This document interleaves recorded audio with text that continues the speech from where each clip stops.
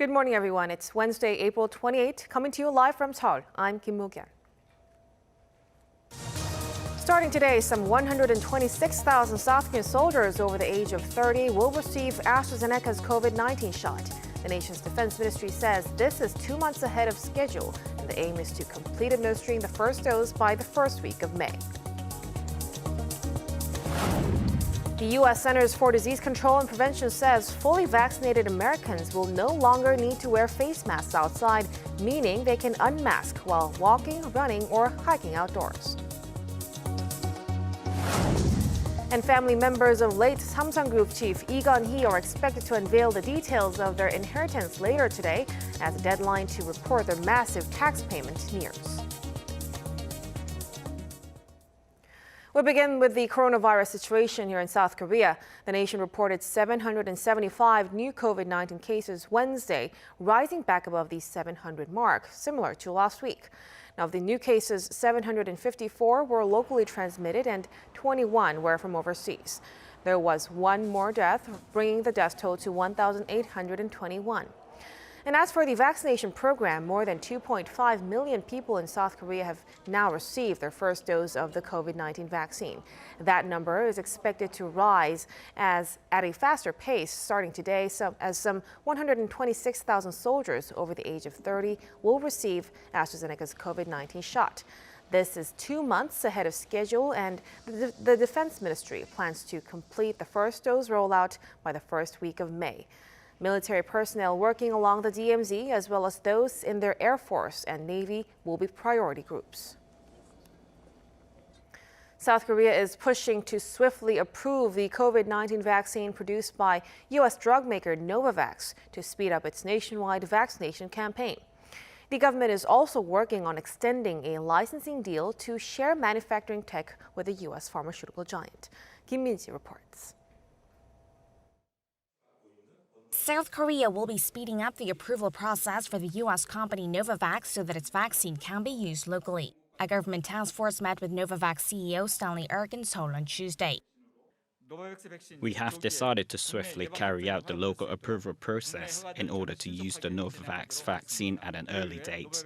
For this, Novavax will be submitting essential data, while the Ministry of Food and Drug Safety will operate an assessment team to review the vaccine's safety and efficacy. Novavax has partnered with South Korean drug maker SK Bioscience for the local production of its vaccines on consignment and to transfer its technology to SK. SK Bioscience will produce 40 million doses, 20 million of which South Korea aims to administer by the third quarter of this year. The government is seeking to extend the production deal to ensure a stable vaccine supply in order to prepare against COVID-19 variants. Trials have shown that the Novavax jab has an 86% efficacy against the UK variant and over 50% against the South Africa strain. President Moon Jae-in also expressed high hopes for the vaccine and for closer ties between SK Bioscience and Novavax during his own separate meeting with the Novavax chief. 한국 국민들은 노바백스 백신에 큰 기대를 걸고 있습니다. 앞으로도 양사의 협력이 더 발전해 나갈 수 있도록 정부가 긴밀히 협력해 나가겠습니다. Noting the vaccine's easy storage and long shelf life, Moon said he hopes the vaccine's efficacy and safety can be proven through the authorization process and vowed support in the procurement of production materials. Kim Min-ji, Arirang News. South Korea's health authorities have re-emphasized that citizens won't be able to choose which COVID-19 vaccine to receive. And as vaccination continues, authorities also unveiled plans to create new guidelines for people who have been fully vaccinated, such as exempting them from self-quarantine measures. Our Chang Tae-hyun has more.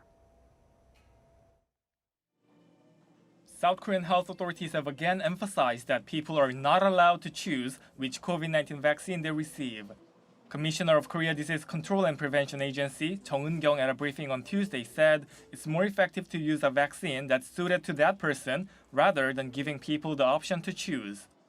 It's still hard to say whether we'll let people choose a vaccine in the third quarter. By then, there will be more vaccines from companies like Pfizer, Moderna, and Novavax. So we are building a vaccination plan based on that. People are not allowed to choose their vaccine. Rather, health authorities decide for them. People aged 75 and older are being given the Pfizer vaccine, while those who are part of the emergency services, such as police officers and firefighters, are receiving the AstraZeneca vaccine. South Korea announced on Monday that it has secured COVID-19 vaccines for 99 million people, enough to inoculate close to double the population. But if the country is to inoculate 70% of the population and reach herd immunity, vaccination plans for next year could change depending on what happens in the second half of this year. Whether adolescents will get their shots or if people receive a third booster shot will have an impact on vaccine supply. Health authorities also say that they're considering self-quarantine exemptions for people who have had 2 vaccine doses if they have come into contact with a confirmed patient or if they have come from abroad. They'll also draw up a set of guidelines for those who are fully vaccinated after taking advice from the Disease Control and Prevention Centers of the US and Europe.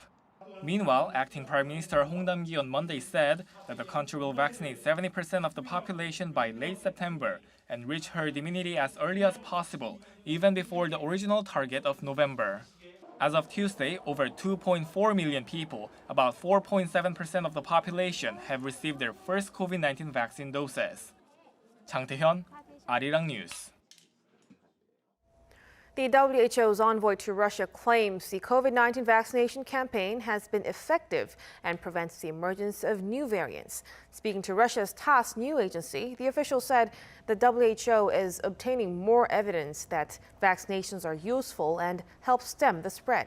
She added that the fewer new infections there are, the less likely the virus will mutate. The envoy also stressed the importance of combining vaccines and public health measures such as masks and social distancing. Countries are lending a helping hand to India, which is battling a devastating surge of COVID-19 cases. The U.S. says it intends to send vaccines to India, and the EU and South Korea say they will deliver humanitarian aid. Kim Hyo-san reports. The Biden administration has pledged to send ready-to-use COVID-19 vaccines to India. On top of medical parts, India needs to domestically produce its own vaccines. I've discussed with him when we'll be able to send actual vaccines to India, which will be my intention to do. The problem is right now we have to make sure we have other vaccines like Novavax and others coming on probably. And I think we'll be in a position to be able to share vaccines as well as know-how with other countries who are in real need.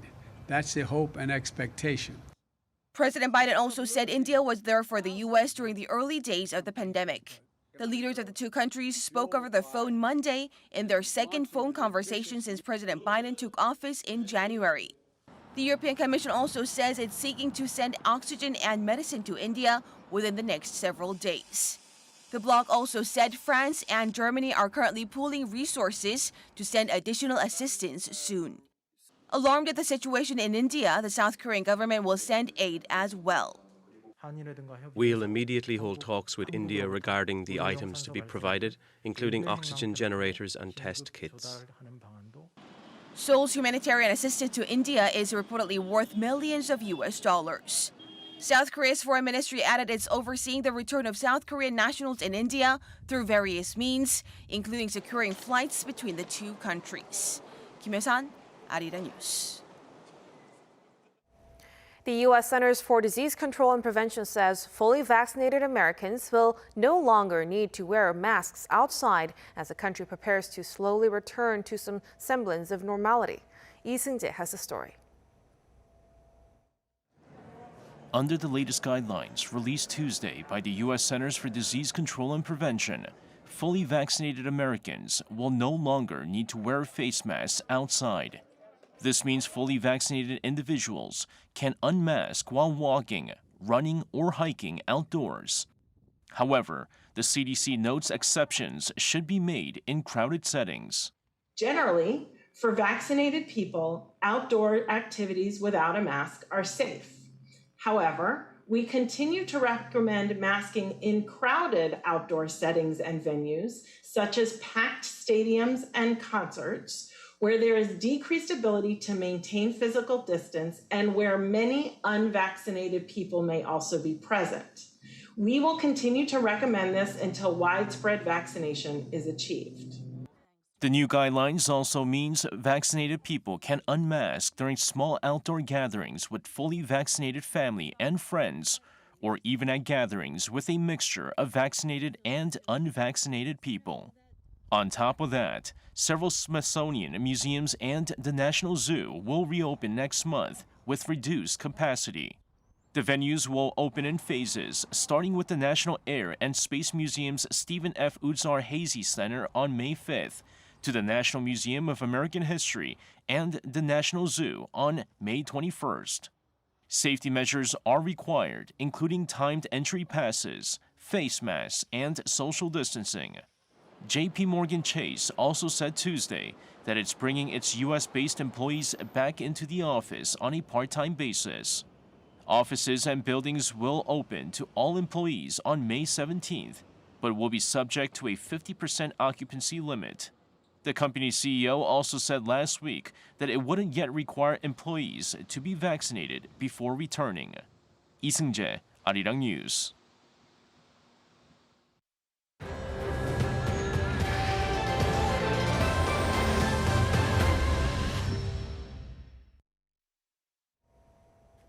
The Samsung Group heirs will announce the details of their inheritance tax plan in the coming hours. This will include how the family will divide the assets inherited from late Samsung chairman Lee Gun-hee, as well as how they will pay their hefty inheritance tax. The late chairman is known to have left behind at least $20 billion worth of assets, leading the family to pay a record high $12 billion in inheritance taxes. Attention has also been drawn to whether Samsung will make a charitable donation, including a large collection of artwork worth $2 to $3 billion. South Korea's consumer sentiment rose for the fourth consecutive month in April, reaching its highest level since January 2020. Data from the Bank of Korea showed on Wednesday that the composite consumer sentiment index was up 1.7 points on month in April to 102.2. A reading above 100 indicates more people are optimistic than pessimistic about the economy. The central bank said the assessment shows high hopes of an economic recovery thanks to strong exports, vaccine rollouts, and rosier employment figures. OPEC, Russia, and their allies will stick to plans to ease oil production restrictions from May to July. This comes after promising forecasts for a recovery in global demand and despite surging COVID-19 cases in countries like India, Brazil, and Japan. The so-called OPEC Plus group will stick to policies broadly agreed at a meeting held early April to increase oil supply by 2 million barrels a day over the next 3 months. OPEC Plus, which is responsible for over a third of global production, had cut output by around 8 million barrels per day, equivalent to more than 8% of global demand, to help revive the oil industry from a price rout last year. Last year, South Korea announced plans to achieve carbon neutrality by 2050. To achieve this goal by the target date, one major task is building more infrastructure for EVs, namely charging stations. Our Pinji turns the spotlight to what's being done on that front. To expand the charging infrastructure for electric cars in South Korea, auto giant Hyundai Motor recently opened charging stations on major highways across the country. Through this ultra-fast 350-kilowatt charging station at a rest stop in Hwasong City, electric cars can get their batteries up to 80% charged in less than 20 minutes. Even with just 5 minutes of charging, the cars are able to travel up to 100 kilometers. Starting April 15th, 12 fast EV charging stations equipped with a total of 72 chargers are being opened at rest stops across the nation.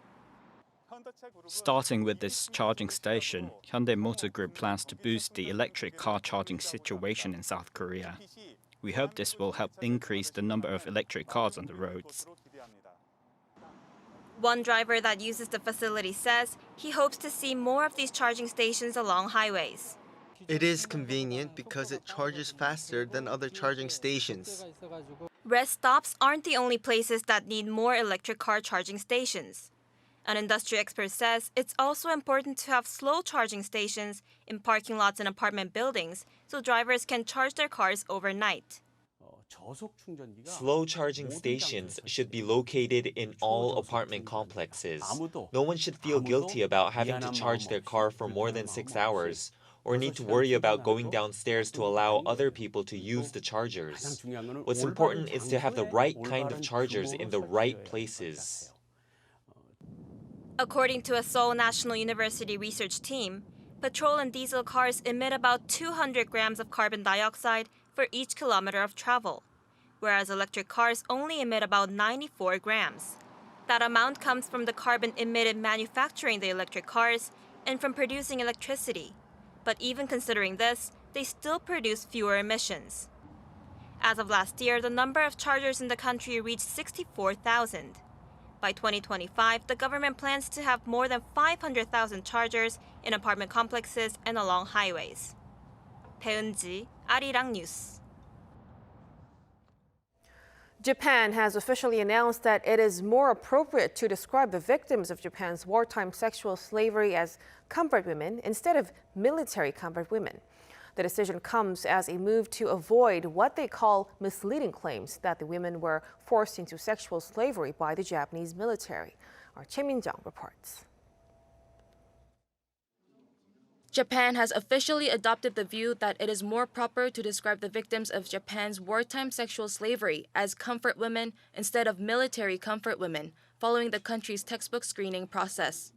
According to Japan's NHK News and Yomiuri Shimbun on Tuesday, the government concluded that it is more appropriate to omit the word military when describing the so-called comfort women, as it may lead to misunderstandings. In 2014, Asahi Shimbun retracted articles which addressed the military's use of force against women in Korea, after the government judged the testimony to be false. With that ruling in mind, the latest decision comes as a move to avoid further implications that women were forced into sexual slavery by the Japanese military. Currently, Japan's education ministry allows very limited use of the term military comfort women in history textbooks for middle and high school students. This is in accordance with the 1993 Kono Statement, which acknowledged the use of force by the Japanese military in the sexual enslavement of women during the Second World War. However, the latest decision may see changes made to future textbooks if approved by the government. Watchers say this may also spark controversy, as it could be seen as an attempt to distort history and evade responsibility for the forcible recruitment of comfort women. Choi Min-jung, Arirang News.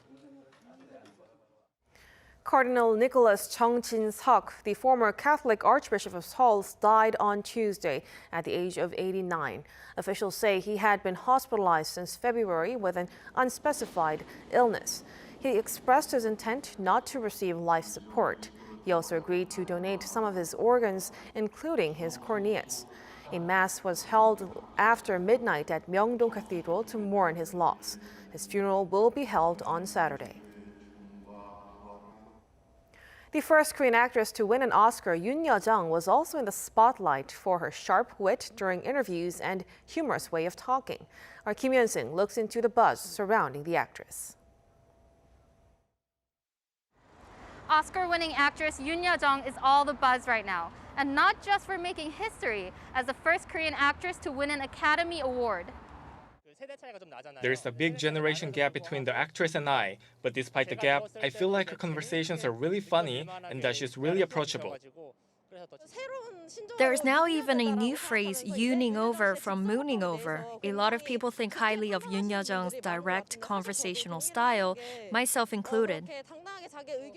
I saw her interview yesterday, and to the question where she was asked how Brad Pitt smelled, she answered that she didn't smell him because she's not a dog. Remarks like these are so funny. So I have to ask you, what did you guys talk about and what did he smell like? I didn't smell him. I'm not dog. I didn't smell him. Her witty comments stole the show at the Oscars. I'd like to thank to my two boys who made me go out and work. So, beloved son, all and all, this is the result because mommy worked so hard. The YouTube videos of her acceptance speech were flooded with comments like, "This is the best speech of the Oscar night," and "She is such a funny and talented legend." Twitter saw more than 660,000 tweets with the hashtag 윤여정 on the day of the Oscars, and more people retweeted the Academy's post announcing her victory than they did the post for any other category. She also used her sharp wit to spread a message of diversity. We people are categorized like a black, white, yellow, brown, something like that. That's not a nice way to just divide like that. You know, I think if we put all color together, make it more prettier. We are equal human beings. We have the same warm heart. During a press conference after the Oscars, a reporter asked 윤여정 how she honed her humorous conversational skills. I've lived a long life, and I chat a lot with my friends. I guess my sense of humor comes from chatting. So her secret is now revealed. Her lovable qualities come from old age and plenty of chatting. Kim Hyun-sung, Arirang News.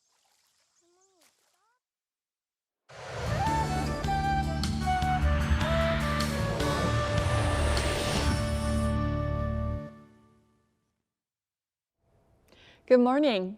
Have a face mask that can block fine dust today. Yellow dust is forecast to blow in on northwesterly winds, and we will be covered with high to very high levels of dust through tomorrow. Meanwhile, mountainous regions in Gangwon-do province are still on high alert over the risk of wildfires.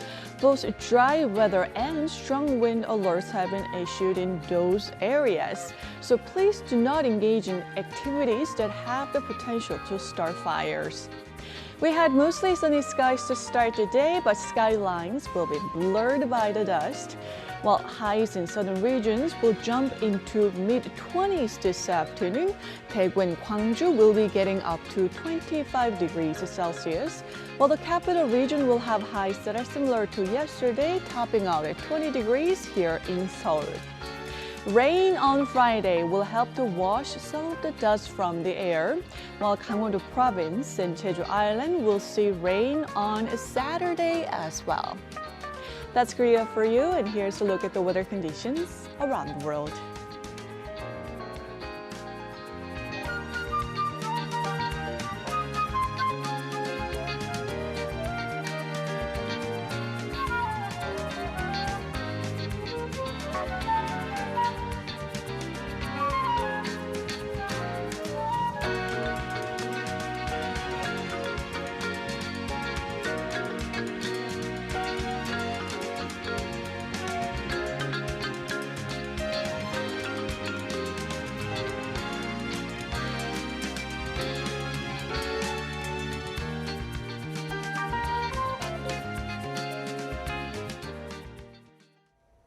And that will do it for us at this hour on Arirang News. We'll be back at noon Korea time, so stay tuned. Thank you for watching and goodbye.